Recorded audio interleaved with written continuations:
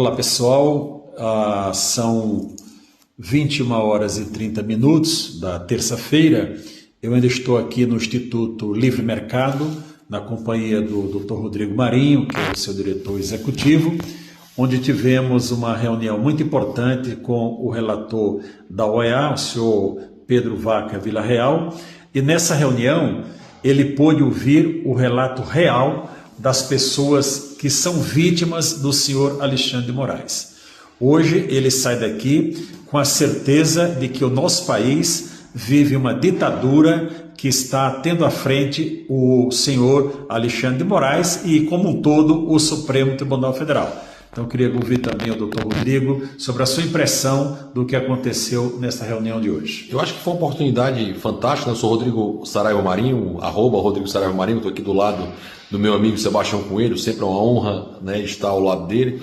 Nosso papel hoje como diretor executivo de mercado foi ser anfitrião da Comissão Interamericana de Direitos Humanos, da Organização dos Estados Americanos, e hoje nós recebemos o Pedro Vaca, como o Sebastião disse, para ter o relatório e receber o relatório. A gente começou, né, desde a tarde, no começo da tarde, ouvindo os parlamentares, deputados e senadores, e depois, hoje à noite, passamos a ouvir as vítimas, né? E alguns casos que chocam, né? Alguns casos que deixam você absolutamente penalizado, como uma jovem, né? Uma adolescente de 16 anos que teve sua revista íntima acontecendo, violando toda e qualquer base constitucional, legal, do Estatuto da Criança e do Adolescente para isso. Toda uma situação que você teve de mortes, né? Mesmo com o Ministério Público opinando pela saída, no caso do Clezão, opinando pela saída, isso não sendo seguido pelo Alexandre de Moraes, além da violação que a gente já conhece, né? Todo o caso com base do direito que começa num inquérito completamente constitucional, que existe até hoje, não só ele, mas todos os seus filhos, e por conta disso todo esse inquérito, todos os filhos são inconstitucionais, porque ele não era competente para fazer aquilo, não tinha competência para isso, mas acho que hoje foi um sinal muito positivo para o país. É sinal que o mundo está vendo o que está acontecendo aqui pela primeira vez. Eu acredito que ele teve a chance de ter a primeira mão, né? De ter a informação de primeira mão, de ter aquela lógica de primeira mão sem estar esperando a opinião de alguém que está dizendo, mas sim de quem sofreu diretamente o problema. Então, pessoal, a minha palavra é de esperança. Nós não vamos recuar até que essa ditadura acabe em nosso país. Eu sempre disse, digo e vou repetir: a justiça do que está acontecendo no nosso país é o senhor Alexandre de Moraes perder o cargo e responder por todos os crimes que já cometeu até aqui. Paz a todos. Obrigado. O senhor ontem conheceu o maior sicário deste país, chamado Alexandre de Moraes. Um abusador, não respeita a Constituição, profere decisões secretas desde 2019. E essa história do 8 de janeiro é apenas uma cortina de fumaça que eles usam para dizer: olha, nós estamos defendendo a democracia. Mentira. Desde 2019 que eles abusam. Antes só Alexandre de Moraes. A partir do 8 de janeiro, os demais ministros passaram a concordar com o senhor Alexandre de Moraes. O que aconteceu a partir de 13 de janeiro de 2023, 13 de setembro de 2023. Após a minha fala, no plenário do Supremo Tribunal Federal, foi proibida a manifestação dos advogados, que só pode apresentar agora um vídeo gravado, como foi aqui descrito pela doutora Carolina. Tudo neste país que se fale sobre fake news, nós temos uma definição. Fake news no Brasil é tudo que não atende à vontade do Supremo Tribunal Federal. Nas mãos assassinas de Alexandre de Moraes está o sangue do seu Clériston, conhecido como Clezão, cuja filha está aqui filmando. O seu Clériston, enfermo, não teve o atendimento médico, violando os direitos humanos, e morreu na prisão, por culpa exclusiva de Alexandre de Moraes. Dois casos para citar ao senhor, se tiver oportunidade, visite Felipe Martins. Eu sou um dos advogados de Felipe Martins, juntamente com o Dr. Ricardo Schiffer. Se tiver oportunidade, visite Daniel Silveira, cujo advogado, Dr. Paulo, está aqui, que eu também auxilio voluntariamente. Enfim, ele nos escutou, tanto deputados quanto senadores, falando ali as perseguições que eles mesmos sofreram, como por exemplo derrubada de contas, enfim, busca e apreensão, e sem acesso aos autos, como eu também não tive acesso ao meu processo até hoje, quando minhas contas foram derrubadas pelo Moraes, e diversas outras violações que estão acontecendo aqui no nosso país, principalmente com relação de 8 de janeiro, a morte do Clezão. Perguntei para ele, né, falei, olha, queria que você tivesse vindo antes aqui de ter se encontrado com os ministros do STF, que eu gostaria que você tivesse perguntado para eles o que significa missão dada e missão cumprida. E a resposta dessa pergunta daria, né, a mais validação ainda a tudo que nós estamos falando aqui, porque é verdade. Pedimos para que de fato não seja uma decisão à direita, mas uma decisão imparcial. Só queremos a imparcialidade e eu não tenho dúvidas que o mundo saberá, e esse relatório terá a verdade contida. Aqui no Brasil a gente não está numa democracia. Feliz com a sua vinda aqui conosco. Eu sou deputado federal de primeiro mandato. Minha origem e carreira é da Polícia Federal do Brasil.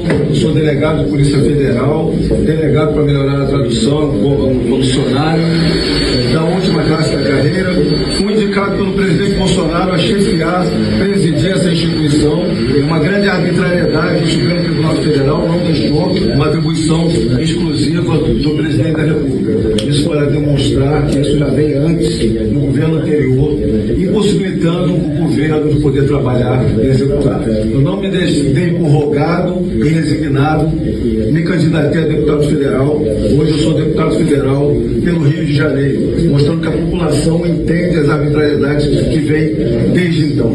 Logo no primeiro ano de mandato, nós tivemos uma CPMI, uma comissão parlamentar mista de inquérito. É uma comissão do Congresso Nacional que visa investigar, que no caso nós estamos investigando os atos do 8 de janeiro, que o senhor já deve conhecer em parte, e a gente quer trazer aqui a totalidade do que aconteceu. O governo se mobilizou para fazer maioria na mesa dessa comissão e maioria do seu plenário, mas nós de oposição fizemos um verdadeiro trabalho de mostrar as perseguições e as arbitrariedades. Nós construímos um relatório da oposição.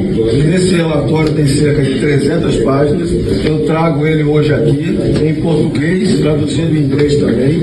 Nós fomos 16 parlamentares, 8 senadores e 8 deputados federais, dos quais diversos estão aqui. Deputado Nicolas de Minas Gerais, Jorge Sente de Santa Catarina, senador Girão de Ceará, Magno Malta do Espírito Santo, Damares aqui do Distrito Federal e eu do Rio de Janeiro. O nosso relatório, o nosso voto demonstra por fatos e fundamentos toda a perseguição política à direita, toda a quebra do ordenamento jurídico que é feita, o devido processo, legalidade, todo o sistema acusatório, juiz natural e da ampla defesa. O que a gente consegue demonstrar aqui é que foi feita uma narrativa de um fato que aconteceu, uma perseguição não apenas a pessoas do fato, mas toda a direita do Brasil, para censurar, calá-la, persegui-la, tirá-la das ruas, que nós estamos revertendo com nossas redes sociais,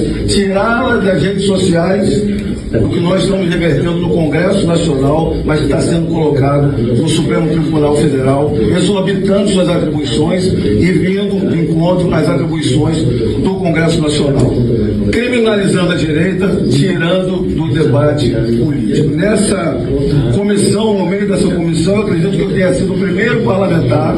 Eu fui o parlamentar que mais tive representações aprovadas por demonstrar perseguição e as omissões para que aquilo acontecesse. Eu fui chamado na Polícia Federal a depor por falas minhas no Congresso Nacional, relativizando toda a minha imunidade parlamentar. Desse nosso trabalho que nós fizemos, surgiu o projeto da anistia, que é de minha autoria, que agora tramita no Congresso Nacional e com grandes chance de aprovação desse ano. Encurtando na palavra, o que eu demonstro aqui, com esse grande relatório, e ainda com um resumo que nós produzimos, eu trouxe ainda os principais presos políticos do 8 de janeiro, caso a caso, e trouxe ainda os diversos jornalistas que estão censurados hoje no Brasil, e brasileiros jornalistas que estão no exterior, tentando fazer essa comunicação e elucidar a população brasileira. O que fica claro dessa análise, se houver uma análise, no mínimo, minimamente imparcial e isenta, fica mais do que claro que nós vivemos uma perseguição política, com atos verdadeiros antidemocráticos feitos por instituições nacionais contra a direita para tirá-la do debate político, quebrando toda a liberdade de expressão. Então, eu quero ter essa visita não apenas como um alento, mas que ela seja eficaz, eficiente, para que norteie, dê publicidade do que está acontecendo, mostre as ilegalidades e transmita à comunidade internacional. Muito obrigado.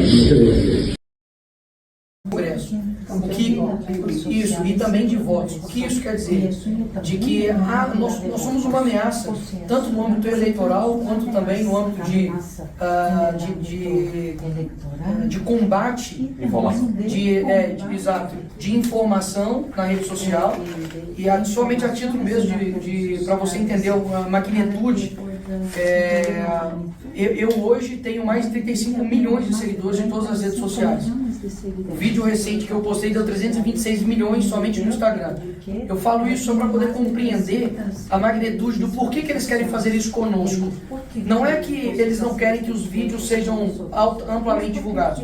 Eles não querem que os nossos vídeos não sejam amplamente divulgados. E após isso, eu sofri de todas os institutos possíveis e governamentais de pressões de processos, tanto criminais quanto de perseguições jurídicas, por causa de um vídeo. Repito, por causa de um vídeo. Um vídeo que fez com que o governo recuasse uma decisão a respeito de uma fiscalização de contas aqui no nosso país. Então, só para deixar claro que não é que nós estamos defendendo a nossa liberdade na internet, nós estamos defendendo a liberdade de todos, mas sempre a perseguição bate somente num lado da balança. Meus caros amigos aqui já descreveram diversas experiências e perseguições que são factuais, você consegue ver pela verdade e atestada por eles. Quero contar aqui também um pouco da minha experiência. Eu sou deputado federal por Minas Gerais e depois das eleições de 2022, dia 4/11/2022, o Twitter meu foi removido por ordem do ministro Alexandre de Moraes.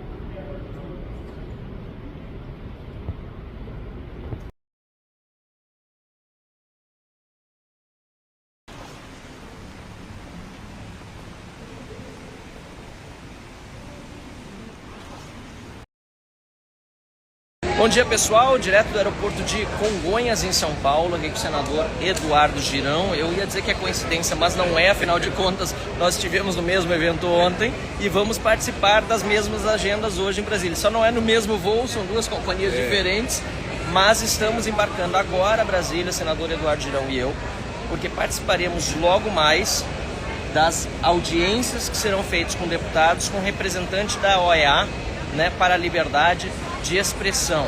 E é importante lembrar, né, senador, que nós estivemos com esse representante já no ano passado, relatamos as violações aos direitos humanos, aos abusos de autoridade, a censura existente no Brasil, então ele já sabe disso tudo.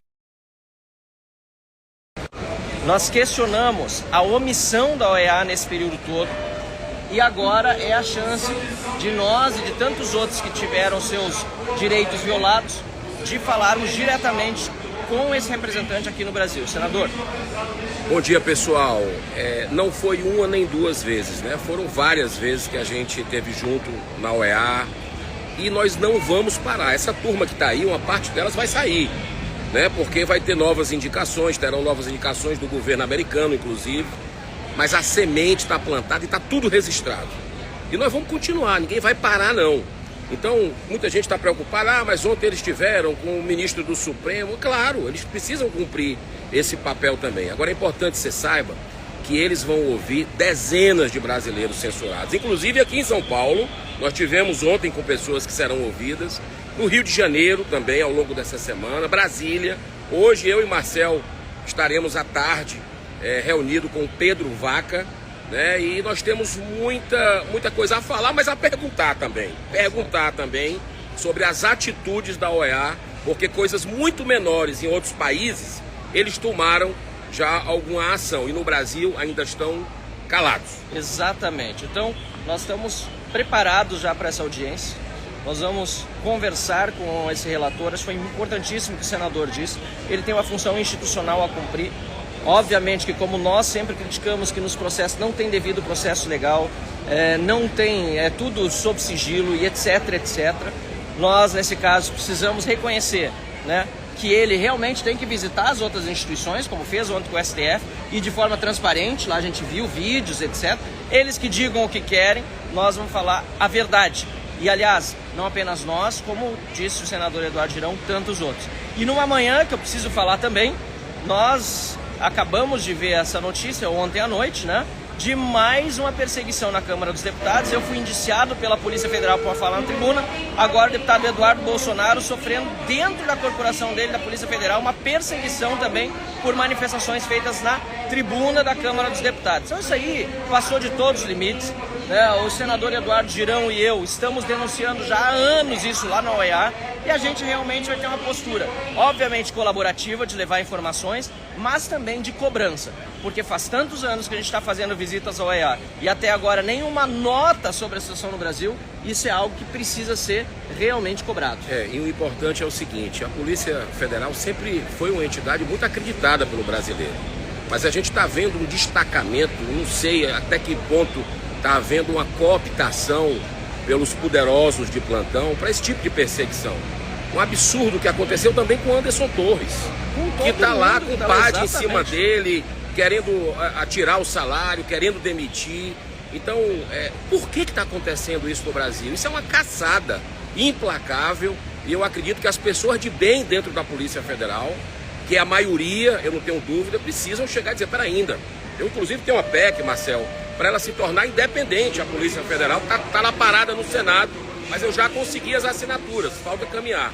Vamos trabalhar pelas instituições do Brasil para que a gente tenha a volta do Estado democrático de direito novamente à nossa nação. Exatamente, até porque hoje não temos a Polícia Federal independente. Parabéns pela sua PEC. Aliás, o que temos realmente é uma Polícia Federal do Lula, uma Polícia Federal de perseguição política na cúpula dela, né, e que representa apenas a minoria dos policiais federais. É bom reconhecer isso. Uma Polícia Federal transformada numa Gestapo do PT. Nós não podemos admitir isso e a gente vai continuar trabalhando contra os abusadores de autoridade. E o meu sentimento, senador, é que a onda já virou com Trump presidente dos Estados Unidos, né, com as denúncias todas do USA e agora com a vinda do relator da OEA aqui, a gente vai deixar isso ainda mais claro. Nada é mais forte do que a verdade. Então tem gente desconfiada, eu sei, e não tem nenhum motivo para não ser, por tudo que a OEA deixou de fazer nesses últimos anos, mas nós precisamos primeiro deixar com que o relator faça o seu trabalho e, apresentando a verdade, como nós faremos e tantos outros, não tem como o relatório sair distorcido. Se sair distorcido, bom pessoal, aí é mais um motivo para a gente continuar trabalhando contra essa infiltração, né, da esquerda e do crime organizado em tantas instituições, inclusive internacionais. Eu vou lá porque meu voo está embarcando, está terminando, daqui a pouco eu embarco, e o senador Girão tem que pegar o voo dele no outro portão. Um abraço, pessoal. Deus bom abençoe. dia. Vamos lá, vitória. Valeu, tchau, tchau. Acabamos de sair com a reunião com o senhor Pedro Vaca, relator da Relatoria Especial de Liberdade de Expressão da Comissão Interamericana de Direitos Humanos. Nós tínhamos ali um total de 12 parlamentares, entre senadores e deputados. Tivemos um tempo maior do que previsto para poder explicar e mostrar os nossos casos, o caso de censura, de perseguição, do atropelo constitucional, da ditadura do judiciário que a gente vive no Brasil. E eu posso te dizer agora que nós, depois de passarmos 1h30 conversando com ele, eu tenho certeza que ele finalmente entendeu a gravidade da situação aqui no Brasil. Nós mostramos evidências, provas, vídeos com falas do Barroso falando perdeu o Mané, fala do Barroso dizendo nós derrotamos o bolsonarismo, falas do Barroso dizendo que eleição não se ganha, se toma, falas do Alexandre de Moraes. Então, manchetes da imprensa brasileira, da imprensa tradicional, que corroboram tudo que nós havíamos denunciado nos Estados Unidos, que o Brasil vive sob um regime de ditadura do judiciário, que a censura que reina plenamente em parceria com o governo do Lula. Eu saí de lá com a sensação de que nós vamos ter em breve um relatório que vai chocar o mundo inteiro quando eles entenderem o que está acontecendo aqui no Brasil, principalmente pelas mãos de pessoas como Roberto Barroso, Gilmar Mendes e principalmente Alexandre de Moraes. Um abraço. Mi padre fue muerto, preso injustamente y torturado en la cadena. Mi padre no es criminoso. Mi padre es un hombre íntegro, bondoso y ejemplo de brasileño. Ellos no merecen, mi familia no merece esto. Estamos torturados hasta hoy. Y no es fácil vivir esto en Brasil. Por favor, nos ayude. Por favor.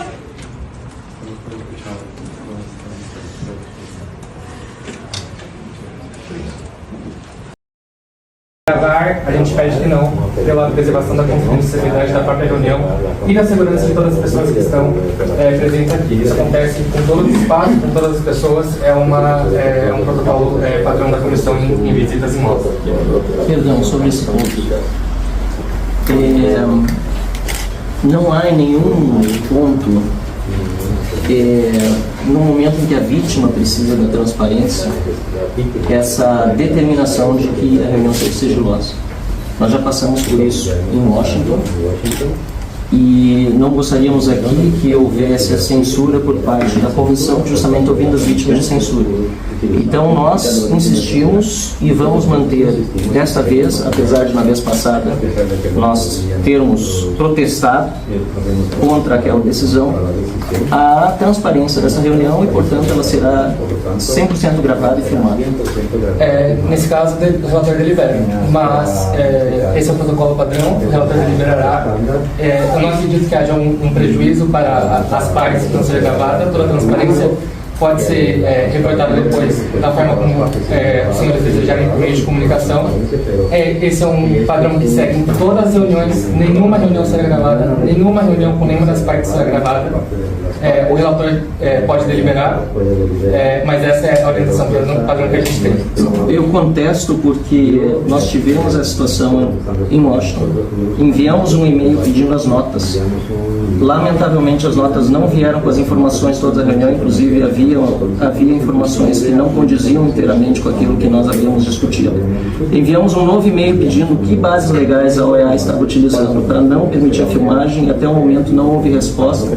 No que, senador Girão, nós entendemos que não há base legal, nós pesquisamos tudo e por isso nós vamos manter a filmagem, porque isso nos preserva. Nós somos as vítimas de abusos e de censura e nós precisamos que as pessoas saibam exatamente o que está acontecendo nessa reunião. Si me permite, es un objetivo mío como cabeza de esta delegación que los espacios sean serenos, que la escucha sea amplia. Entiendo que si eso es un elemento importante para ustedes, lo que le pediría a la delegación es que yo asuma un poco las intervenciones a efectos de que no vaya a haber atribución a mis colegas, que son equipo técnico que me está apoyando. Es importante que nos indiquen, digamos, toda la información que quieren que llevemos. Eso creo que es el objetivo principal que tenemos acá y a efectos, digamos, de poder aprovechar el tiempo, yo les animaría a que empezáramos a que nos provean de la información y pues, de parte de nuestra delegación yo estaré a cargo un poco de las intervenciones para asumir la responsabilidad. Ok, muchas gracias.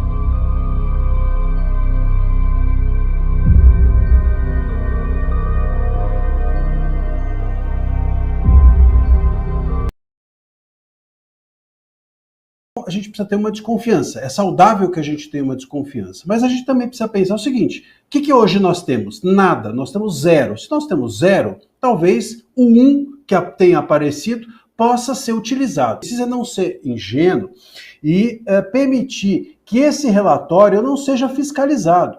O ato de ir lá e falar com o relator não pode ser a única coisa que nos preocupa. Entregar documentos não pode ser a única tarefa da oposição, dos políticos e dos envolvidos nessa questão.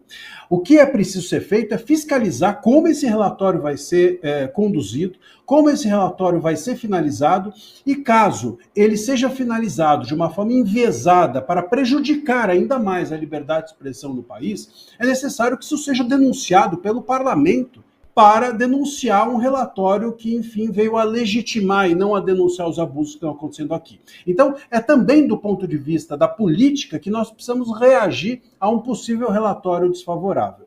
Ainda que eles tenham vindo sem querer, ainda que eles tenham vindo por pressão, por medo, como alguns dizem, de perder o emprego, porque, enfim, pode haver alguma mudança estrutural ali na OEA e esse relator que até agora não estava preocupado, agora passou a estar preocupado, ainda que seja isso, pode ser o primeiro passo de outros mais que o efeito Trump nos traga. Pode ser o primeiro passo do efeito Trump para uma visibilidade da censura e da falta de liberdade de expressão no país. Sir Pedro, quick word for Brazilian media, please. How do you assess the visit to Brazil so far? We are listening to a lot of stories and reports, a very heavy agenda.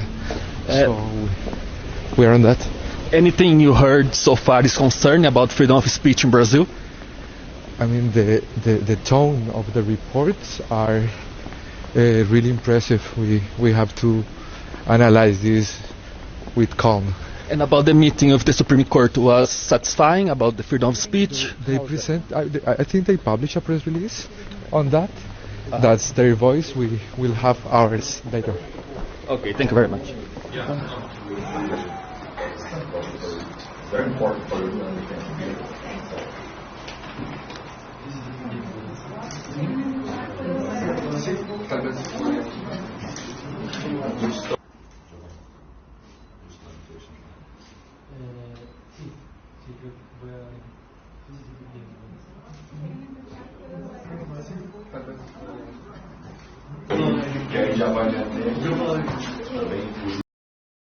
Esse relatório final da OEA, que vai ser feito, ele pode servir como instrumento de denúncia para amplificar as vozes das denúncias que já estão ocorrendo no dia a dia de uma forma dispersa dentro do país.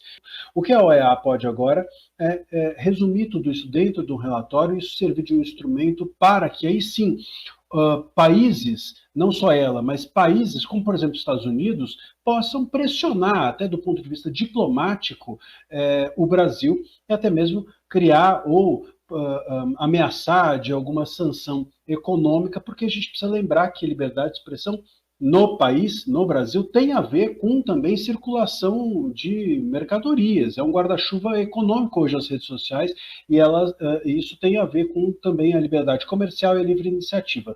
Tendo esse aspecto em pauta, eu creio que esse relatório possa servir para que os Estados Unidos pressionem diplomaticamente o Brasil a uma reabertura, vamos dizer assim.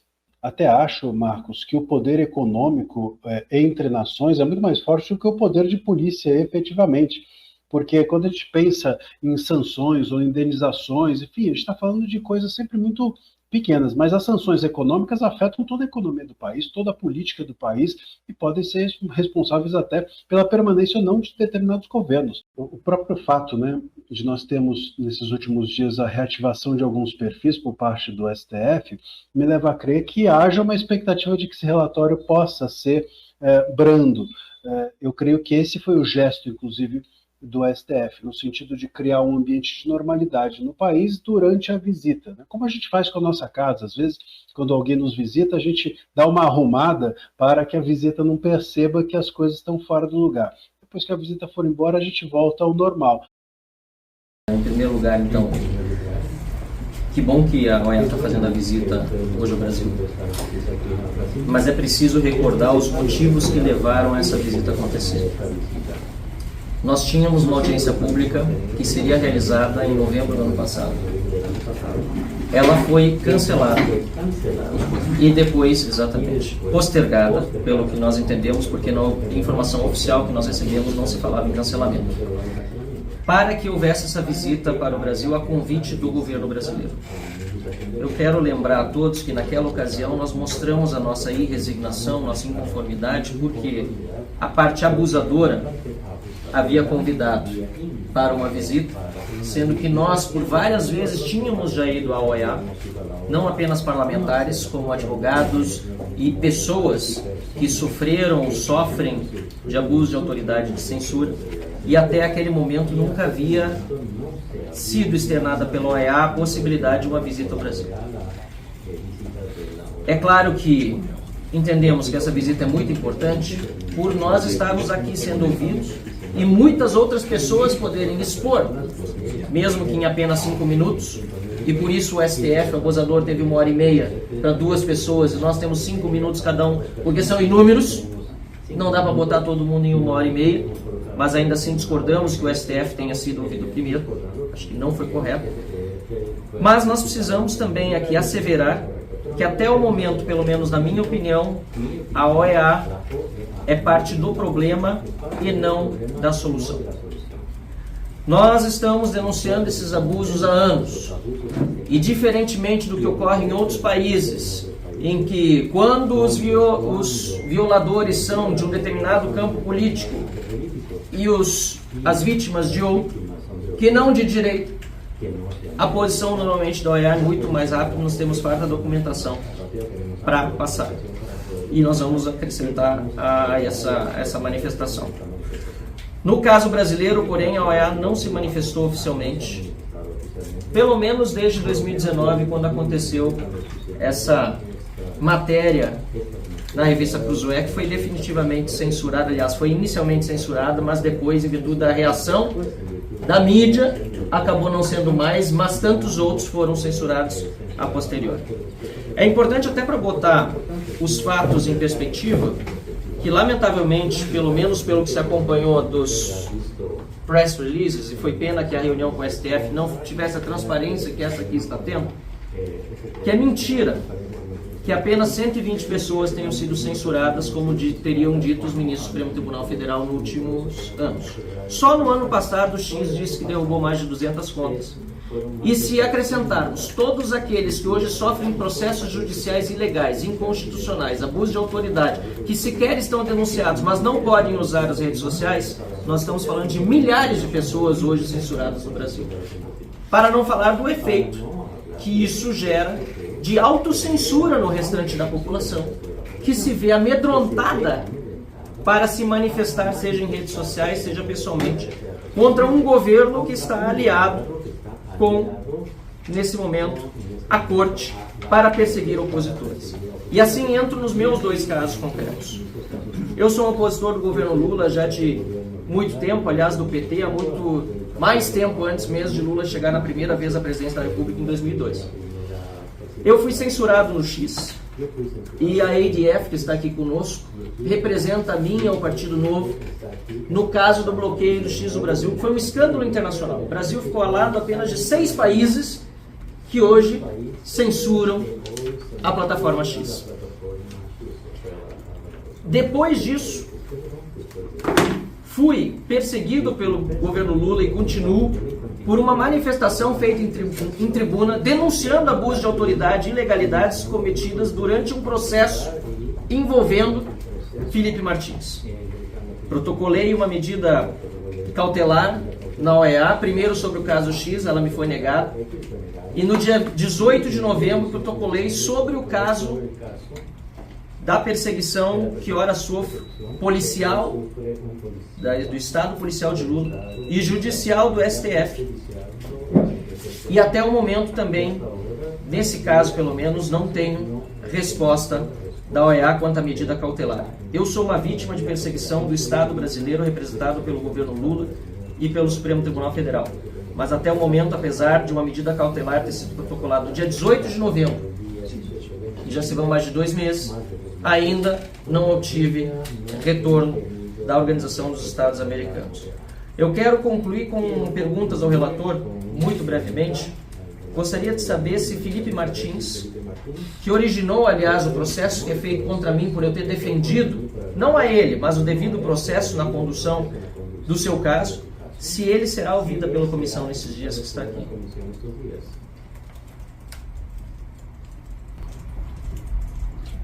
Hemos recibido desde que se sacó el comunicado de prensa un volumen muy alto de solicitudes que se están procesando de manera triangular entre el equipo que está desplegado en terreno y el equipo que nos acompaña desde la sede.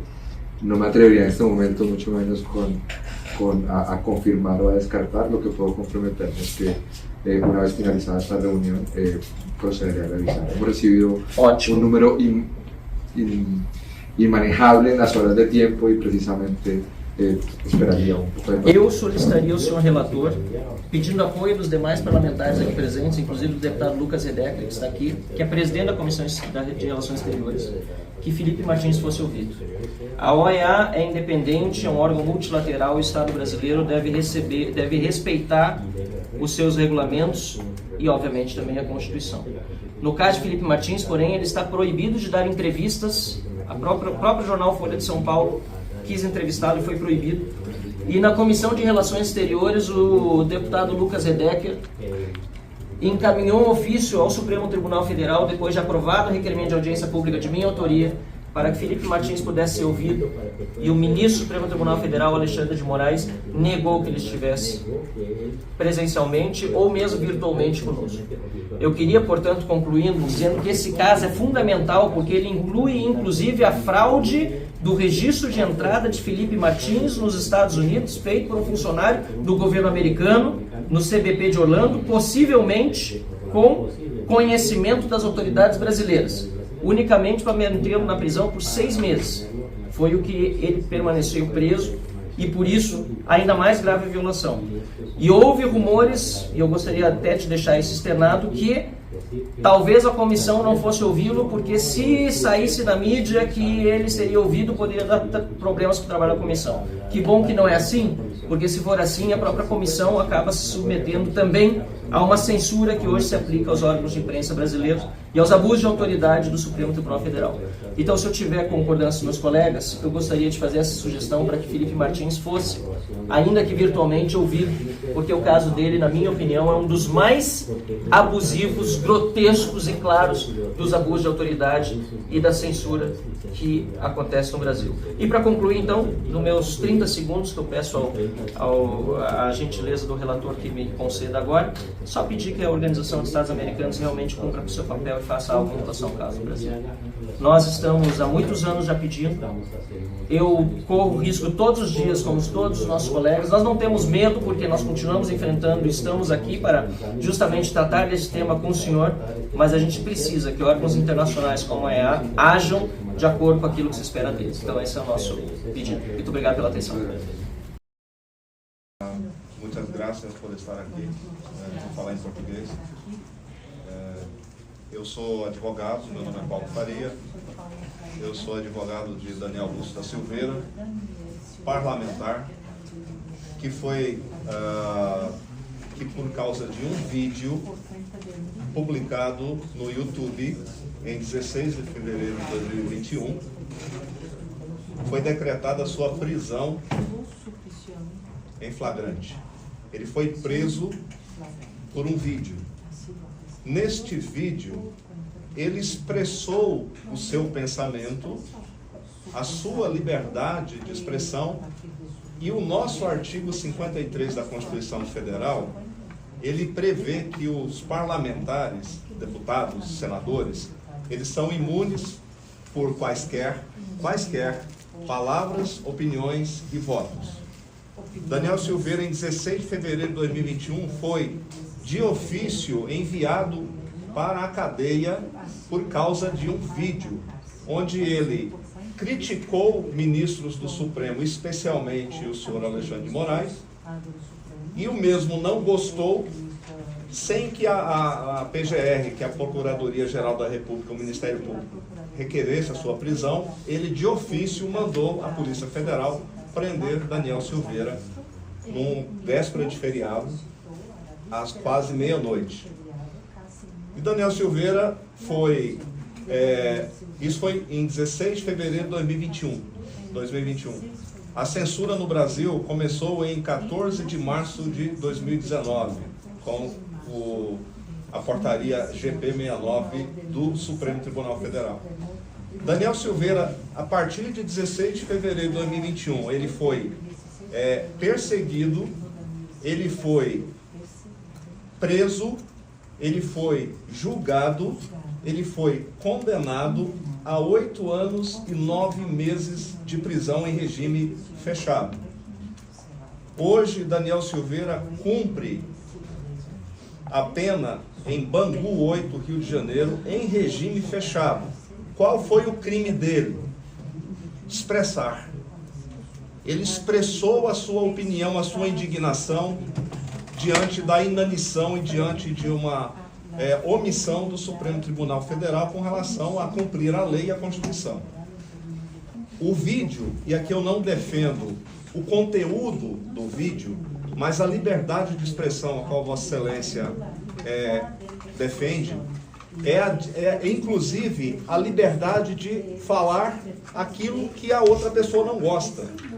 A nossa Constituição Federal, no artigo 220, parágrafo 2º, ela veda qualquer espécie de censura, seja ela política, seja ela cultural, seja de qualquer forma.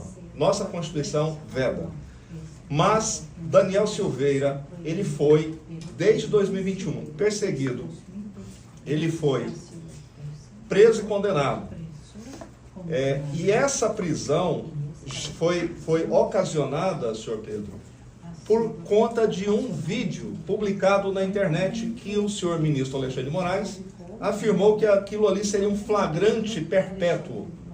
Aquele vídeo poderia, inclusive, ficar eternamente ali, que ele estaria cometendo aquele crime o resto da vida dele.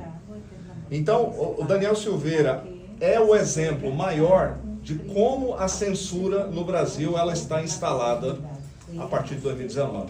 A liberdade de expressão é um direito e garantia fundamental, é um direito, inclusive, da Convenção Americana dos Direitos Humanos, está previsto, e ela foi absolutamente desrespeitada.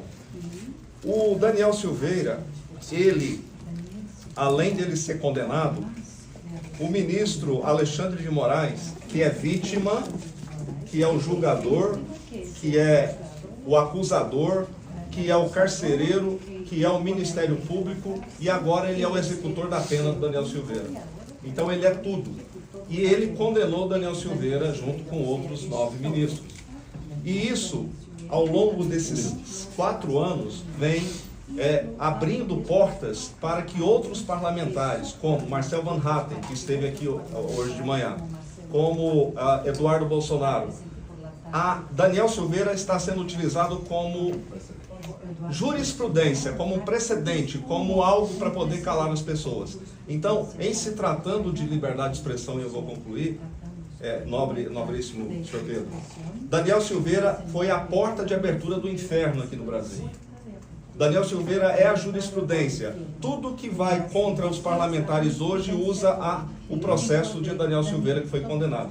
Só para finalizar, Daniel Silveira foi condenado por expressar as suas palavras. Ele era um parlamentar no exercício do seu mandato, e o ministro e todos os demais do Supremo desrespeitaram o artigo 53, porque prenderam e condenaram uma pessoa por expressar. Então a liberdade de expressão no Brasil, ela foi violada, e o Daniel Silveira é o exemplo mais claro, e hoje ele está cumprindo, sim, ele está cumprindo pena, 8 anos e 9 meses em regime fechado, e está lá em Bangu. Inclusive, nesse documento que eu entrego a Vossa Excelência, tem toda a história do Daniel em resumo, tá? Eu queria só, para finalizar, que tem um pendrive aqui, que em 2021, doutor Pedro, eu fiz a denúncia lá na CIDH, lá na OEA, de tudo isso que eu narrei para o senhor aqui. Então, 2021 está tudo aí nesse pendrive. Eu gostaria muito que Vossa Excelência apreciasse que eu não trouxe aquele calhamaço, porque tem, acho que, umas 8.000 folhas aí.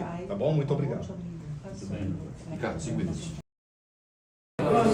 Pessoal, aqui do lado do Sebastião, nós estivemos aqui na reunião aqui com o relator da Relatoria Especial para a Liberdade de Expressão. Eu queria saber, Sebastião, doutor Sebastião Donaldo Calzige, qual é a sua percepção dessa reunião? Uma reunião muito importante e produtiva, onde o relator teve a oportunidade de ver o relato das vítimas, dos advogados, sem máscaras. O relato real do que o senhor Alexandre de Moraes, um ditador, está fazendo contra o nosso país e contra a liberdade em nosso país. Tá certo, eu compactuo com o mesmo pensamento do doutor Sebastião, e a gente espera que depois desse dia, aqui em Brasília, as coisas fluam melhor e a liberdade de expressão reine aqui no Brasil. O deputado Zé, meu amigo Coronel Meira, está aqui junto. Qual foi a sua percepção, Coronel, dessa reunião hoje com a comissão? Muito boa, né? Estamos tendo uma oportunidade, e é importante.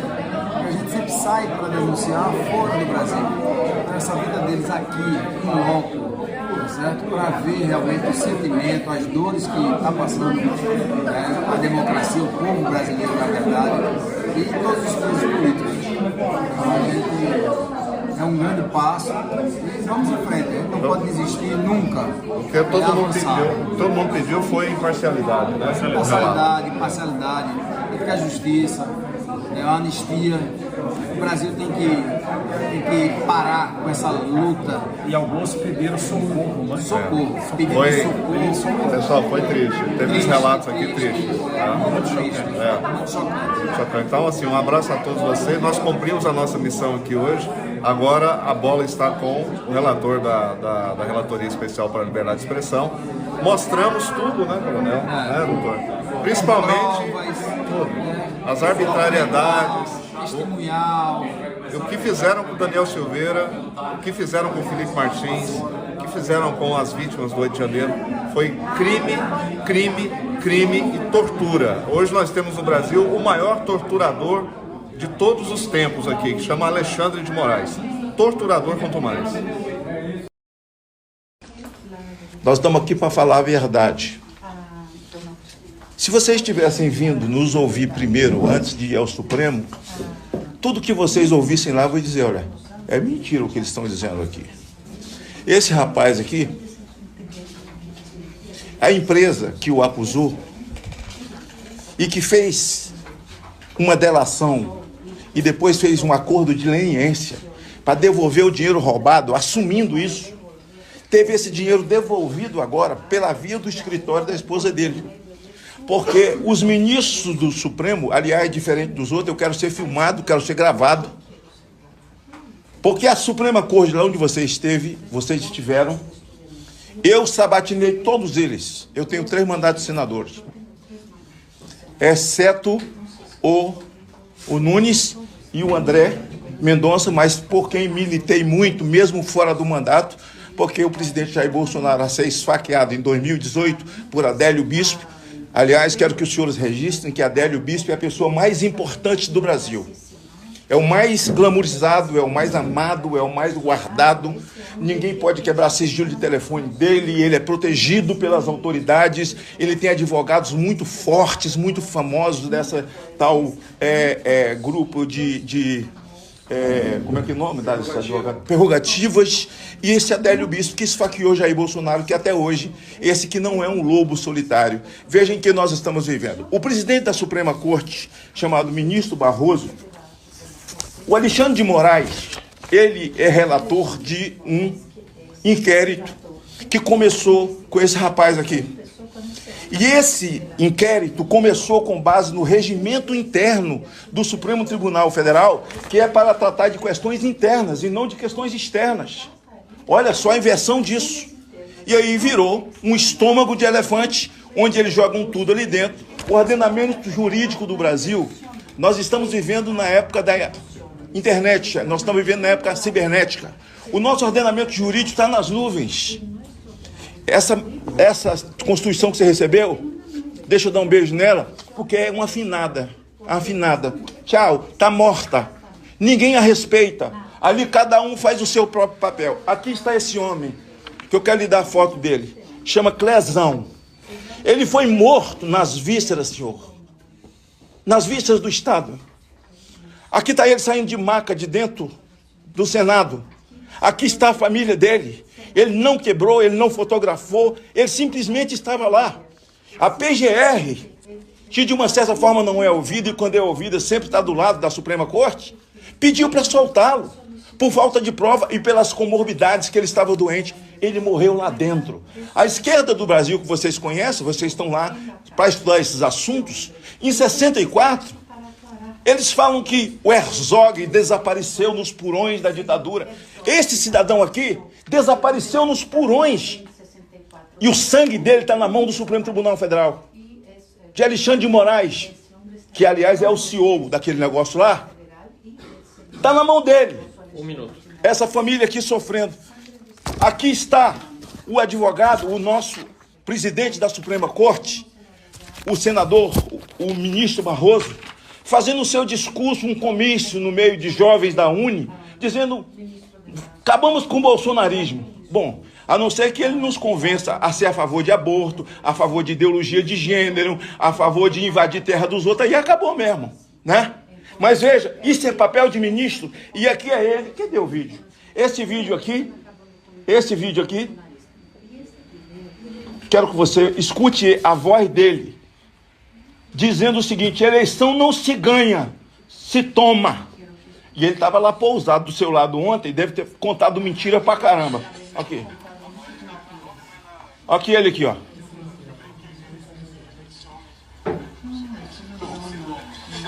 Se toma. Em seguida pergunta, ó. Não tá gravando não, né? Tá com som não, né? Esse é aquele santinho que estava sentado com você lá, que tá nas fotos nos jornais hoje. Viu? Agora tem um outro aqui. Posso tirar essa aqui?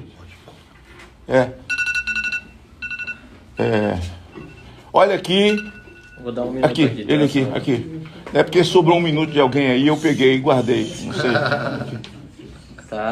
Tá garantido aqui, pode deixar. Ó. O senhor vai responder às Forças Armadas. O senhor vai deixar o código-fonte ser exposto. O Brasil precisa dessa resposta, ministro. Com todo respeito. Por favor, Barroso, responde pra gente. Perdeu o Mané numa mola. Perdeu o Mané. Essa senhora aqui, me perdoa, essa senhora aqui, tá vendo aqui? Eu sou um dos senadores que mais vivi dentro da colmeia, que é a penitenciária feminina aqui, e a Papuda, que é a penitenciária de adultos. Eu sou o senador que mais estive lá, que mais convivi. Tá vendo essa senhora aqui com as filhas aqui? Isso aqui é roupa de presidiária.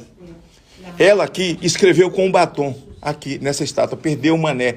Ela eternizou uma frase dele. Sabe quantos anos ela tomou, doutor? 17 anos de cadeia. 17 anos.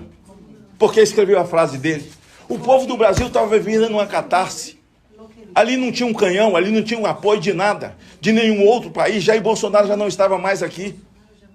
Se quebrou um vidro, se algum vândalo fez alguma coisa, agora digo ao senhor, o general G. Dias, que é o GSI do presidente da República, as imagens apareceram dele lá dentro, com algumas pessoas, ele dando água, servindo as pessoas, que supostamente eram vândalos desse dia. Eu garanto ao senhor, com a pureza da minha alma, eu procurei essas pessoas no presídio. Eu os visitava 2, 3 vezes por semana. E eles não estavam lá, naquela montagem. Então eu espero que os senhores, desprovidos de qualquer paixão, sejam os senhores socialistas ou não, progressistas ou não, como diz o povo brasileiro, que vocês analisem isso com sentimento de um país que está pagando um preço, de uma Suprema Corte, de um país que vive um consórcio de uma ditadura do proletariado, um consórcio que envolve o Supremo Tribunal Federal, um consórcio que envolve, infelizmente, o presidente dos poderes das duas casas. Então, em nome dessa gente, é que vocês precisam entender que o Brasil já vive uma ditadura. Encerro com um debate cabuloso aqui, do Tagliaferro, que é um cidadão, assessor de Alexandre de Moraes, um perito, certo? Conversando com outro perito contra a revista Oeste, uma revista de direita aqui. Mas o ministro queria pegá-los. E ele diz, olha, não achamos nada, tudo que eles estão falando é sobre jornalismo, não tem crime aqui. Aí o outro disse, cria, inventa, busque a sua criatividade, porque o ministro precisa punir. Olha, que país nós estamos vivendo? Se o senhor visse o discurso, o presidente da Suprema Corte do Brasil está aqui, ó. Ele foi o advogado de César de Batista, o senhor trabalhando num lugar onde o senhor sabe quem é esse terrorista que está preso de prisão perpétua por ter queimado crianças inocentes e famílias. Sabe quem advogou para ele? O presidente da Suprema Corte do Brasil hoje, que fala em liberdade e democracia, prende inocentes e, olha aqui, todos esses que estão aqui são deputados de esquerda. São deputados de esquerda. É muita coisa para 5 minutos, mas eu espero que eu tenha cumprido o meu papel. Não tenho problema nenhum. E quero dizer uma coisa a vocês: tenham cuidado de criar uma comissão, pedir para assistir detalhadamente a sabatina de cada um dos ministros que aí estão, e vocês verão que eles não passam de um estelionato. Bom dia, Pedro Vaca. Muito boa essa oportunidade de estarmos aqui recebendo o senhor. Eu fui uma das pessoas que foi até Washington para a reunião que estava marcada para o dia 13 de novembro. Estávamos em missão oficial e fomos surpreendidos com o adiamento daquela reunião, sobre, inclusive, o argumento de que haveria uma visita feita ao Brasil e então marcava uma nova reunião. Eu quero já aqui solicitar que essa reunião seja marcada em breve para que a gente possa sim ser ouvido lá em Washington. Mas aproveitando essa oportunidade, quero dizer que assim como tantos brasileiros, eu também sou vítima da censura do STF e do TSE, a Corte Eleitoral. Eu tenho inúmeros inquéritos, inclusive faço parte do inquérito chamado das fake news ou do fim do mundo, como disse um ex-ministro do Supremo Tribunal Federal, que foi um inquérito aberto quando os jornalistas da Cruzoé começaram a investigar o envolvimento do ministro Dias Toffoli nas questões ligadas à gravíssima corrupção. E então ele, como presidente do Supremo, mandou abrir um inquérito por meio da portaria 69, e esse inquérito vai completar 6 anos nos próximos 2 meses. 6 anos de inquérito, sendo que existe decisão do Supremo que diz que mais de 3 anos para um inquérito sem conclusão é uma violação, é um abuso. Eu estou nesse inquérito por uma hashtag que eu usei no X, hashtag STF Vergonha Nacional, em razão, inclusive, do envolvimento de alguns ministros com pessoas corruptas e os maiores escândalos de corrupção do Brasil, e essas pessoas estavam sendo liberadas, pessoas condenadas sendo liberadas. Então essa hashtag rodou o Brasil, hashtag STF Vergonha Nacional. Eu, uma parlamentar, postei, usei essa hashtag e fui incluída nesse inquérito. Posteriormente foi aberto um novo inquérito, é o inquérito 4828 das milícias digitais. A pedido da PGR foi arquivado, mas o ministro Alexandre simplesmente abriu um outro inquérito e vários outros que são filhotes desse inquérito das milícias digitais.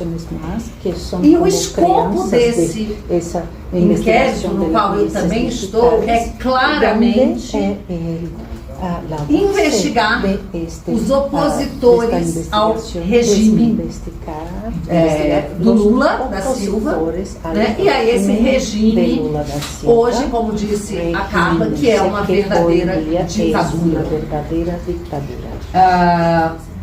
Bem, aquelas pessoas que não se alinham ideologicamente à censura, à regulação de redes, à perseguição política, são incluídas nos inquéritos. E eu quero dizer que as minhas contas bancárias ficaram 9 meses abertas, sendo investigadas, e ao final nada se descobriu de errado. Então estou nesses inquéritos e tem um processo que esse sim já está terminado, que é a respeito de uma publicação que eu fiz, eu e o Flávio Bolsonaro, falando o seguinte, um vídeo do Lula falando sobre as pessoas que são MEI. MEI é um microempreendedor individual. Então, uma pessoa que ao invés de ser empregado, ela abre uma pequena empresa, e o Lula fez um vídeo falando que eles não eram empregados ou não tinham os direitos trabalhistas.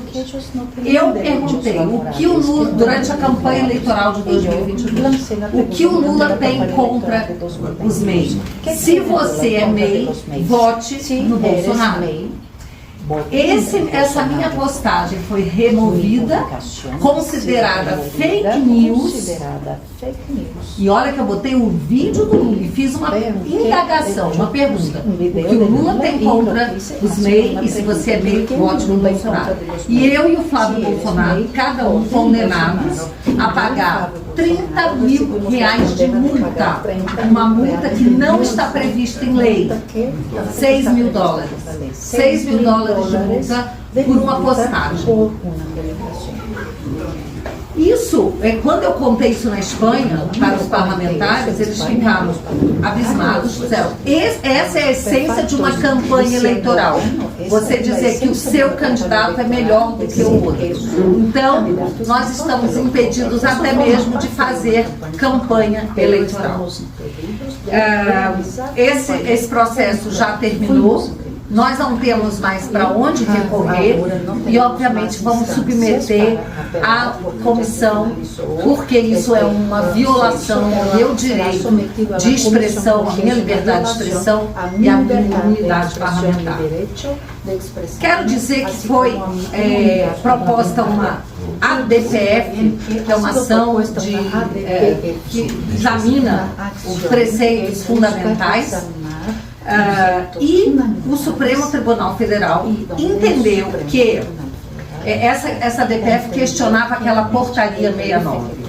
E ele entendeu o seguinte, que deve-se observar a proteção da liberdade de expressão e de imprensa nos termos da Constituição, e aqui eu cito também a Convenção da mas excluindo do escopo do inquérito matérias jornalísticas e postagens, então estão excluídas do escopo do inquérito, compartilhamentos e outras manifestações na internet, feitas anonimamente ou não. Agora aqui que vem a questão. Desde que não integrem esquemas de financiamento e divulgação em massa nas redes sociais. Bom, eu nunca financiei postagem, nunca paguei por postagem, mas eu tenho, a exemplo da Carla, quase 8 milhões de seguidores em todas as redes. O que eu posto impacta as massas. Então, o que significa divulgação em massa nas redes sociais? O Supremo, em seu acordo, nunca explicou o que isso significa, mas parece que aqueles parlamentares ou pessoas que publiquem e alcancem muitas pessoas sem financiamento estão sendo impedidas de se comunicar. Mais uma violação à minha liberdade de expressão e também à minha imunidade parlamentar. Então, é isso. Obrigada. Só para deixar claro que o